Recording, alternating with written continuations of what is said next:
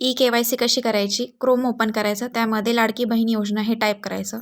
त्यामध्ये जी पहिली लिंक असेल ती क्लिक करायची, ladkibahin.maharashtra.gov.in. त्या लिंकवर क्लिक केल्यावर असं एक वेबसाईटचं पेज ओपन होईल. जर तुम्ही फॉर्म हा मोबाईलमधून भरणार असाल तर हे कॉर्नरमध्ये 3 डॉट दिसतील, त्यावर क्लिक करायचं. त्यामध्ये बरेच ऑप्शन्स दिसतील, त्याच्यामध्ये खाली स्क्रोल करायचं, तिथे डेस्कटॉप साईट हे ऑप्शनवर टिक करायचं. मग बरोबर आपली स्क्रीन ही छोटी होऊन जाईल. त्याच्यामध्ये जिचं ब्लिंक होते इथे क्लिक करा. क्लिक केल्यानंतर आपली ई-के-वाय-सीचा जो पेज आहे तो ओपन होईल. तिथे लाभार्थ्याचा आधार क्रमांक टाकायचा. आधार क्रमांक टाकल्यानंतर खाली दिलेला कॅप्चा तो फिल करायचा. फिल केल्यानंतर खाली दिलेली जी माहिती आहे ती वाचून घ्यायची आणि मी सहमत आहे यावर क्लिक करायचं. त्यानंतर OTP पाठवावर क्लिक करायचं. मग आपल्या मोबाईल नंबरवरती OTP येईल. तो OTP जसाच तसा कॉपी करायचा. मग सबमिटवर क्लिक करायचं.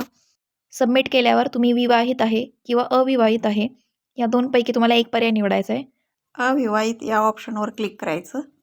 तर दुसरा अनुक्रमांक दिसेल, त्यामध्ये वडील हयात आहे आणि वडिलांचे निधन झाले असे 2 ऑप्शन दिसतील.